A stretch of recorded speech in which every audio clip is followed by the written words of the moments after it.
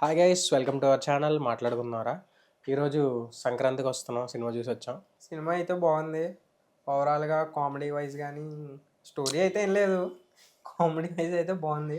Like must watch bro. Sankranti సినిమాల్లో must watch అనే చెప్పుకోవచ్చు. ఎందుకంటే ఫ్యామిలీ ఆడియన్స్ ఎవరైనా సరే మ్యాండేటరీగా వెళ్తారు ఈ సినిమాకి. నాకు తెలిసి ఫ్యామిలీతో చూసి ఎంజాయ్ చేయాలంటే ఈ మూవీ ప్రిఫర్ చేస్తాను నేనైతే. సింగిల్గా వెళ్ళాలంటే డాకు మహారాజ్కి వెళ్ళండి, హ్మ్. కుదిరితే రెండింటికి వెళ్ళండి. ఈరోజు థియేటర్లో కూడా చాలా వరకు ఫ్యామిలీ ఆడియన్స్ బాగా కలకల్లాడింది థియేటర్. లాస్ట్ రెండు సినిమాల్లో అంత లేదు, కానీ ఈరోజు పిల్లలు అరుపులు గోల. ఇంకా గమ్మత్తైన విషయం ఏంటంటే వాళ్ళందరూ అరుస్తున్నా కూడా సినిమాకి డిస్టర్బెన్స్ ఏం రాలేదు. మూవీ విషయానికొస్తే స్టోరీ పెద్ద ఏమి ఉండదు. చిన్న కాన్ఫ్లిక్ట్ పట్టుకొని లాగేస్తాడు అనిల్ రావిపూడి, తెలిసిందే కదా! ఫస్ట్ హాఫ్ వచ్చి చాలా బాగుంది కామెడీ వైస్. సెకండ్ హాఫ్ కొంచెం తగ్గింది. ఫస్ట్ హాఫ్ కంపేర్ చేసుకుంటే సెకండ్ హాఫ్ అయితే కొంచెం తగ్గింది. మూవీలో మ్యూజిక్‌కొస్తే బీజీఎం బీజీఎం పర్లేదు, ఓకే. సాంగ్స్ కూడా ఓకే, ఓకే అనిపించింది. 'గోదావరి గట్టు' ఆల్రెడీ తెలిసిందే కదా! చూపిస్తుంది మొత్తం. ఇంకా క్యాస్ట్ విషయం కూడా బాగానే వాడుకున్నారు. వెంకటేష్ భుజాల మీద మోసాడు సినిమా మొత్తం. మీనాక్షి చౌదరి కూడా బాగానే చేసింది. ఐశ్వర్య రాజేష్ కూడా బాగా చేసింది. ఐ థింక్ చాలా రోజుల తర్వాత వచ్చిందనుకుంటా టీఎఫ్ఐలోకి. ఓవరాల్‌గా అయితే సంక్రాంతికి వెళ్ళి నవ్వుకొనొచ్చు. యాక్చువల్లీ నేను అనిల్ రావిపూడి అంటే క్రింజ్ అని ఎక్స్పెక్ట్ చేశాను. బట్ నాకైతే క్రింజ్ అనిపించలేదు. Decent comedy and vulgar dialogues అలాంటివి కూడా ఏం లేవు. లాగాడు. అంటే క్రింజ్ అనుకోవడం అంటే భయ్య చెప్తున్నాను కదా, సోషల్ మీడియా ఇవన్నీ వచ్చేసి వాడికి వచ్చిందని మాట్లాడుతున్నాడు. అంటే ఉంటుంది, F2 F3 కలెక్షన్స్ వచ్చినాయి, అంతా వచ్చినాయి, కానీ దెర్ ఈజ్ సంథింగ్ ఉంది. దాంతో కంపేర్ చేసుకుంటే ఇది చాలా బెటర్. కానీ అలాంటి సినిమా తీయాలన్నా కూడా ఒక టాలెంట్ ఉండాలి. అంటే సినిమాని పుల్ చేయడం, అంతమంది యాక్టర్స్, ఇది అంత ఈజీ కాదు. అంటే చాలామంది ఏమంటారంటే ఎక్స్ట్రా జబర్దస్త్ స్క్రిప్ట్ అంటారు, అదంటారు, ఇదంటారు. జబర్దస్త్ స్కిట్ చేసే వాళ్ళు సినిమా ఎందుకు చేయట్లేదు? అంతే కదా! చేయట్లేదు అంటే సంథింగ్ ఏదో ఉంది వాళ్ళలో, లేనిది ఈయనలో ఏదో ఉంది. ఆయన పుల్ ఆఫ్ చేయగలుగుతున్నారు, అది కూడా టాలెంటే. ఆయన ఒక మార్కెట్ సెట్ చేసుకున్నారు. ఒక సెట్ ఆఫ్ ఆడియన్స్ ఆయన గురించి ఎదురు చూస్తారు మామూలుగా అయితే. ఆయన కూడా సినిమా ఎండింగ్‌లో చెప్పారు, మళ్ళీ పండగకి వస్తారంట ఆయన. అంతే. ఏదో పండగకి ఏదో వచ్చారు. పండగ మన లాంటి వాళ్ళు ఖాళీగా ఉండో, లేదంటే చూడాలనిపించో, లేదంటే ఇంట్రెస్ట్తోనో వచ్చిన ప్రతి సినిమాకి వెళ్తారు. ఇప్పుడు మనం రివ్యూస్ సినిమాల కోసం మాట్లాడకపోయినా మ్యాక్సిమం 90% ఆఫ్ ద టైం వచ్చిన ప్రతి సినిమాకి వెళ్తాం. సో కామన్ ఆడియన్స్ అంటే majority of the audience cinema కలెక్షన్లు చూడాలన్నా, ఏం చూడాలన్నా అంత ఎందుకు పోయా, పెద్ద పెద్ద సినిమాలే పండగ టైం చూసుకొని వస్తాయి. ఎందుకు వస్తాయి? కలెక్షన్స్ ఉండాలి, అందరూ చూడాలి అన్న దాంతోనే వస్తారు.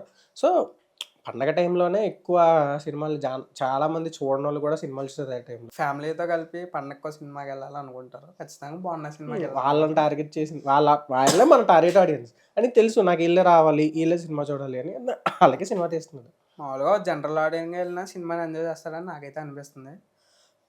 ఇంకా ఆఫ్టర్ గేమ్ చేంజర్ టాక్ ఇన్న తర్వాత 'దిల్ రాజు' మీద కొంచెం జాలేసింది. కాకపోతే ఈ సినిమాతో కొంచెం ఓకే.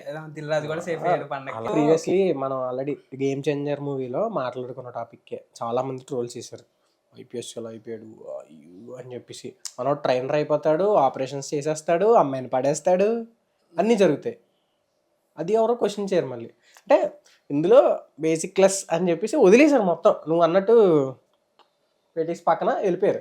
ఓవరాల్గా మూవీ చూడొచ్చు భయ్య. పండగకి మ్యారినేట్ ఫ్యామిలీతో సినిమాకి వెళ్దాం అని అనుకున్న అందరూ వెళ్ళండి.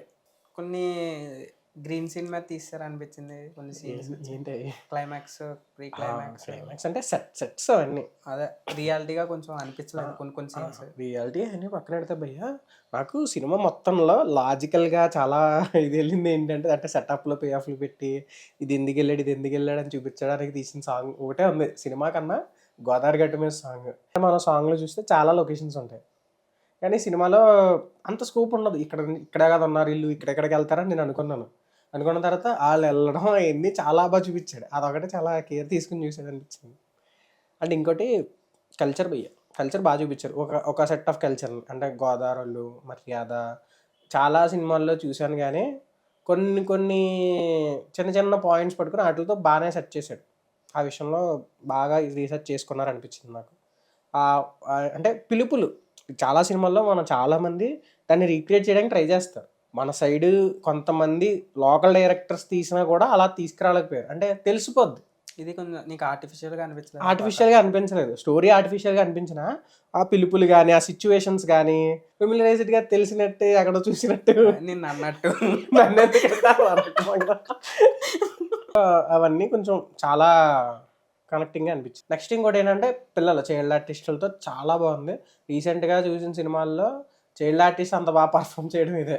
అది నీకు సర్లేరు నీకు ఎవరు అంత అలా క్రింజ్ లేకపోయినా సరే ఇందులో ఆ ట్రైన్ సీన్ అవన్నీ చూసుకుంటే ఘోరాలు అనిపించినాయి, కానీ ఇందులో అర్థమైంది మన వల్ల కాదు ట్రైన్ తీసి వేరే చేద్దాం. ఇందులో కూడా ట్రైన్ సీన్ ఉంది మన వల్ల అది ఎంత ఉంది ఇది ఎంత ఉంది ఓకే. వచ్చింది అని తెలిసేలోపు వెళ్ళిపోయింది. సో అక్కడ సేఫ్ అనమాట. ఏదైనా సరే అని తెలుసుకున్నాడు. ఓకే మనం ప్రీవియస్లీ చేసాం, ఇందులో పడ్డాం, సో ఈసారి పడకూడదు నన్ను అర్థం చేసుకొని మెల్లగా చేసుకుంటూ వచ్చాడు. కొంతమందికి సెట్ అవుతాయి. ఇప్పుడు చూడు ఈ జానరా అనిల్ రావుపూడి గారు ఇలా కొంతమందికే సెట్ అవుతాయి. అలాగే ట్రైన్ సీన్లు కొంతమందికే సెట్ అవుతాయి, అందరూ చేయలేరు అవి. అండ్ అనిల్ రావుపూడి, వెంకటేష్, ఇంకా బోయపాటి, బాలకృష్ణ అలా కొన్ని కాంబినేషన్ సెట్ అయిపోతాయి. అలాగే ఇప్పుడు అనిల్ రావుపూడి అండ్ వెంకటేష్ అని నేను అంటాను, ఎందుకంటే ఇంకా సెట్ అయిపోయింది అలాగే. ఒకవేళ స్క్రీన్ ప్లే వైజ్ కానీ ఇది కానీ ఏమన్నా కొంచెం తేడా కొట్టినా వెంకీ మామ కవర్ చేసేస్తాడు.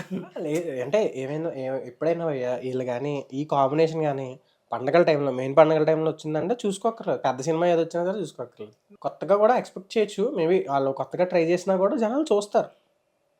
అంటే వాళ్ళకంటూ ఒక బేస్ వచ్చింది, మార్కెట్ ఆడియన్స్ ఉన్నప్పుడు they can try new things also. F2 F3 దాంతో కంపేర్ చేసుకుంటే ఒక మెట్టు ఎక్కారు రావుపూడి గారు. బాగుంది. అంటే మరి ఆర్టిఫిషియల్ థింగ్స్ అనేవి తీసుకోకుండా, అంటే ఆయన అందులో ఎలా అయితే కొన్ని ఫ్రస్ట్రేషన్ థింగ్స్ అండ్ అబ్బాయిలకు సంబంధించి లేదంటే పెళ్ళైన వాళ్ళకి సంబంధించి ఎలాంటి థింగ్స్ తీసుకున్నారో ఇందులో కూడా అలాంటివి తీసుకున్నారు. కానీ మరీ ఆర్టిఫిషియల్గా మరీ క్రింజ్గా చేయలేదు. So there will be limit అనమాట.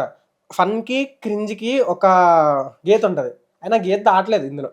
అనిల్ రావు కూడా మోస్ట్ ఫ్రస్ట్రేటెడ్ గా ఇన్ ద వరల్డ్ అని నాకైతే అనిపించింది.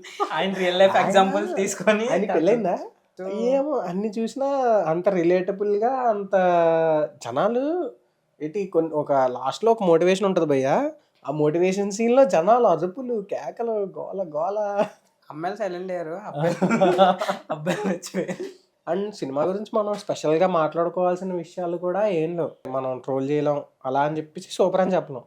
రీసెంట్ వన్ చాలు పోయి ఆ పండగ మాత్రం వచ్చింది. పండక్కి సినిమాలో ఎక్స్పెక్ట్ చేసేది ఏంటంటే ఫ్యామిలీతో వెళ్తే పిల్లలు మా నాన్న ఏమంటాడని పిల్లలు భయపడకూడదు, పిల్లలతో ఈ సినిమా చూడొచ్చా అని చెప్పి పేరెంట్స్ భయపడకూడదు. అందులో మార్క్ ఇది. ఓవరాల్గా అయితే ఈ వీడియోకి ఇంతే ఫ్రెండ్స్. సో ఎంతకన్నా మాట్లాడి లాగ్ చేసే అంత అయితే ఏం లేదు. సినిమాకి వెళ్ళండి, ఫ్యామిలీతో వెళ్ళండి. గోదావరిలో అయితే డెఫినెట్లీ వెళ్ళండి, చూడండి. That's it for this video guys. Bye guys, signing off.